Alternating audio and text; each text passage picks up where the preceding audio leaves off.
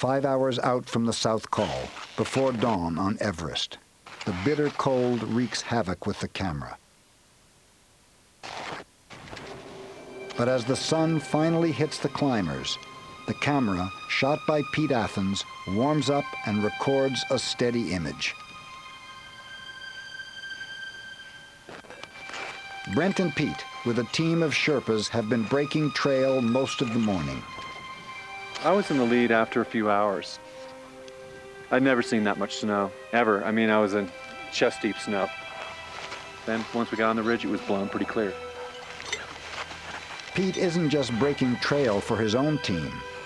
3 other expeditions are moving up behind him.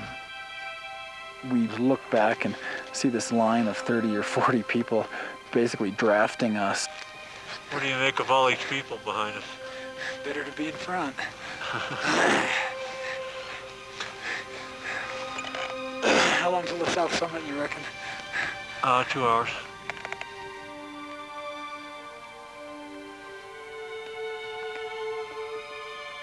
Moving at extreme altitude, it's a study in timeless motion. People take 2, 3, 4 steps, and then they stop and they lean on their ice axe and they're just hyperventilating, dragging air through that regulator from the oxygen bottle.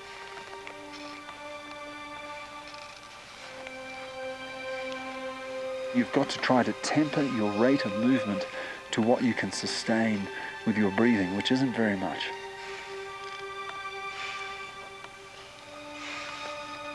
And finally we got on South Summit. And then I saw the real summit of Everest. I've seen it only in posters, and I read about it only in books. It's some kind of fantasy. And my eyes were full of tears. Base camp here, go ahead. Peter Hillary, we've reached the South Summit. Pretty tired. There's pretty deep snow earlier on and got very cold feet, but managed to warm them up. It is an intimidating ridgeline. It's like a bread knife. It's a serrated knife edge. You can't go along the crest of it. So in fact, you have to choose one side or the other, and everyone goes on the Nepalese side away from the corners. It's a scary ridge. It's exposed. There are a lot of places where if you make a mistake, you're going to die.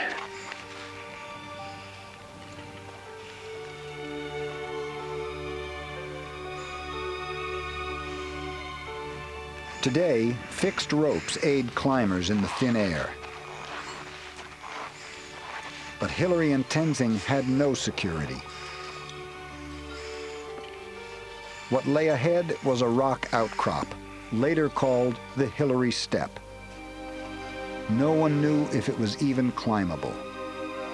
Dad and Tenzing, they were chopping their own steps. They were roped together in true alpine fashion. And when they came to the Hillary Step, Tenzing belayed my father as he climbed his way up. Today, a Sherpa group have gone up and they've fixed a rope, so really quite a different situation. Not nearly as self-reliant and alone as my father and Tenzing were. I think fixed rope is a misnomer. A bunch of it is old laundry line, and people are putting their Jumars on it and they're pulling for all that's worth, and you get 6, 8 people on a section of rope and you think to yourself, my God, this thing is going to break and we're going to lose 8 people. With some 40 climbers following behind, too many people have clipped into one fixed rope. The tension on the rope is pulling Peter Hillary off the Hillary Step. He can't move. With everybody pulling, you cannot move here.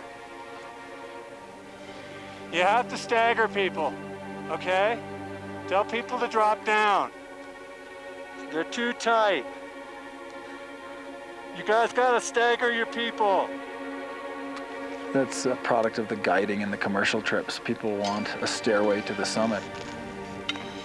Half a century ago, Tenzing and Hillary reached the top of the Hillary Step, and only 100 vertical feet stood between them and history.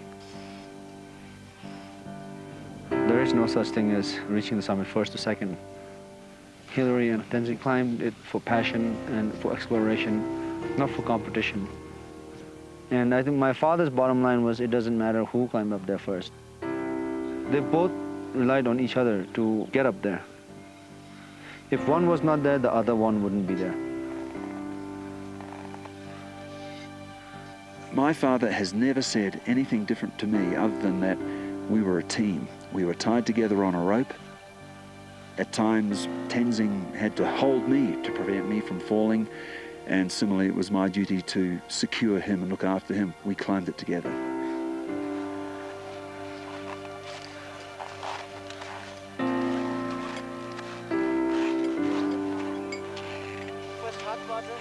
"50 years after his father's first ascent of Everest, Peter Hillary climbs the last steps to the summit. What do you think, Peter? Oh, it's stretching it here.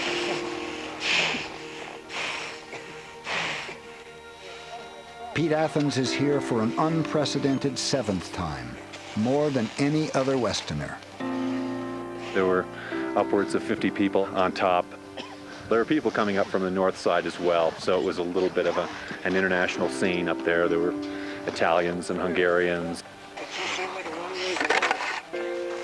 We really couldn't even get a good interview spot for Peter right on the very top, which is what I wanted, which was kind of funny.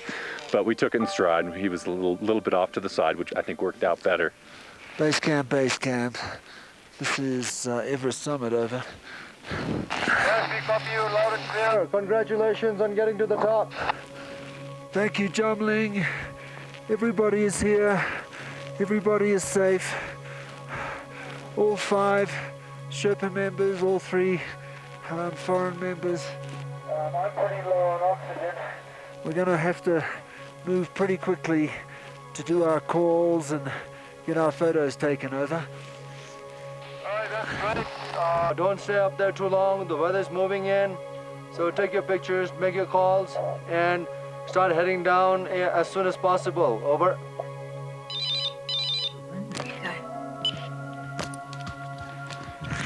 Hello? Dad, it's Peter. We're on the summit. Can you hear us? Dad? Hello, are you there, Peter? Dad, it's Peter here. Can you hear me? Oh, yeah, I can hear you. How are you? Oh, good. Well, we're on the summit of Everest. We've been here for 40 minutes. It's cloudy all around, but we're on top of it all. It's an amazing outlook, Dad. Yeah, how was the Hillary step? Look, I've got to say, Not only the Hillary step, but the climb up onto the south summit. It's really steep and really exposed, and I feel really emotional about being up here because you guys... what you did, well, nearly 50 years ago, it's just incredible. I mean, we had fixed ropes all the way. You guys cut steps basically into the unknown and up that jolly Hillary step. To see Peter call Sir Ed from the summit, it was amazing. Anyway, Dad, don't worry, I'm not going to do it again. It was sort of a bittersweet moment for me because, I wanted to talk to my father and, tell him how proud I was of him and how proud I was to be on the summit again.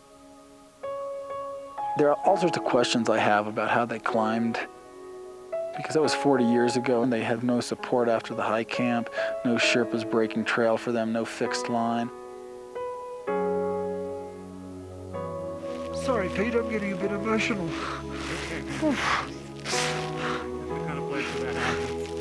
Well, here I am sitting on the summit of Mount Everest, speaking to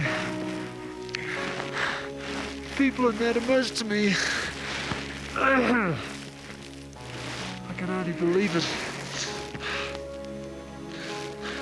I'll try not just to cry the whole time, though.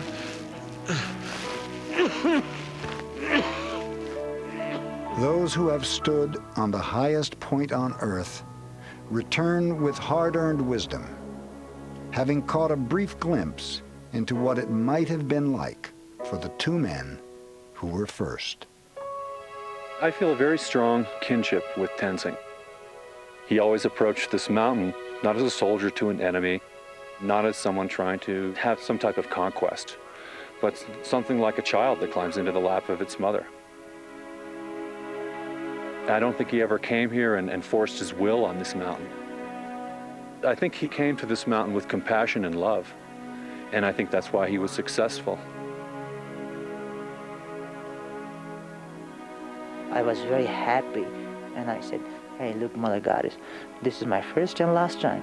I'm not gonna come back. Anyway, thank you very much to keep everyone safe and to let us stand on the top of it.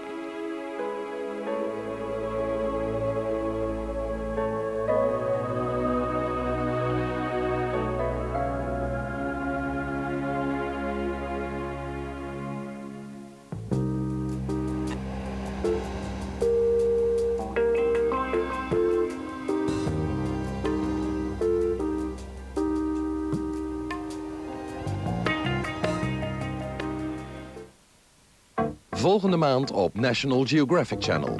Jake Willers heeft zijn handen vol aan griezelige insecten.